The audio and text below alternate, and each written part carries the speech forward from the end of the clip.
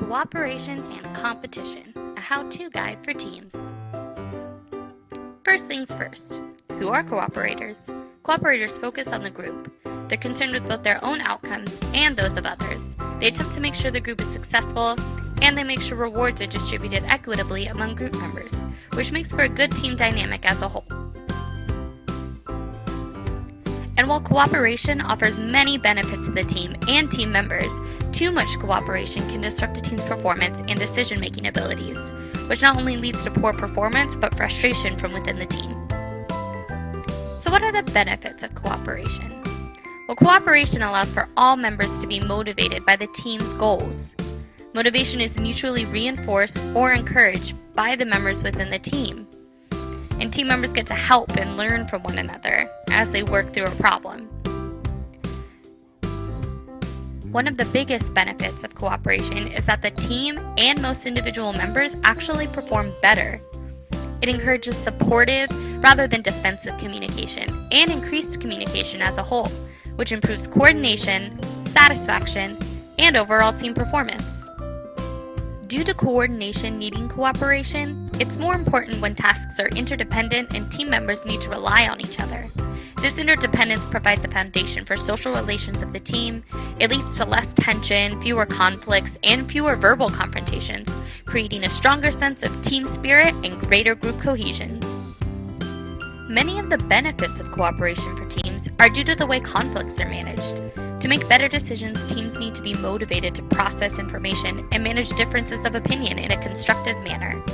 Preconditions for allowing constructive controversy are cooperation, trust, and safety. Now, cooperation can have its share of downfalls. Sometimes a team becomes too cohesive that they begin to resist outside influences and really change in general. They start to agree a little bit too much to spare other people's feelings, or, in the case of the Abilene paradox, to avoid conflict.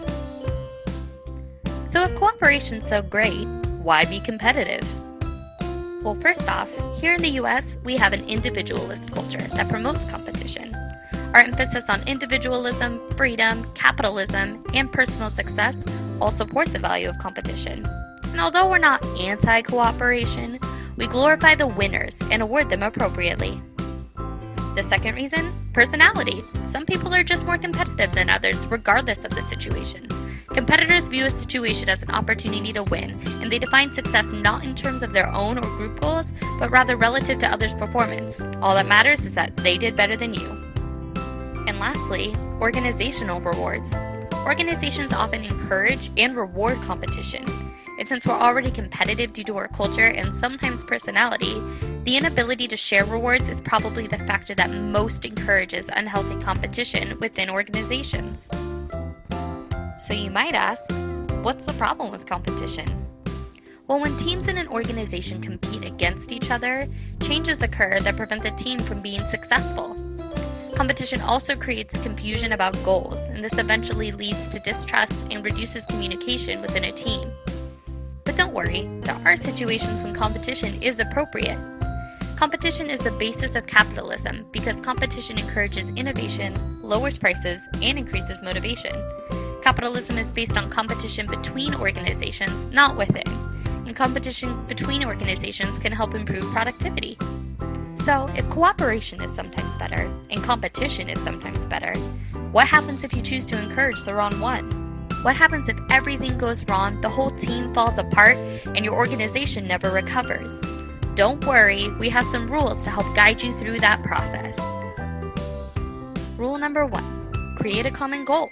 If you can rally each individual member to work together towards a mutually beneficial goal rather than a personally beneficial one, it will force members to work cooperatively.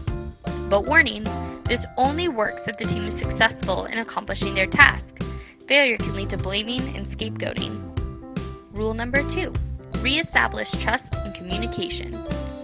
When teams begin to work together towards a common goal, it starts to rebuild communication and eventually trust, creating a better team dynamic. Rule number 3, negotiate cooperation. This is done by setting simple rules like establishing openness norms to encourage effective team communication, assigning opposing viewpoints to force your team to think differently, and always encouraging controversy so members know never to shy away from it. Other rules include getting outside information. This helps to prevent conformity. Try to combine ideas whenever possible, because as we know, 2 brains are better than 1. But most importantly, just care about one another. Trust is key to effective cooperation. And finally, rule number 4, tit for tat. If someone is coming at you competitively, don't respond with cooperativeness because they'll probably take advantage of you. And if someone is trying to be cooperative, don't get competitive because that breaks trust. Even if you think one way is better, it's sometimes best to work with the grain than against it. At the end of the day, cooperation is the essence of teamwork. Competition has its perks, but when you're depending on other people to accomplish a task, working cooperatively is always better than going at it alone. So be a great team and encourage cooperation. Have a good day!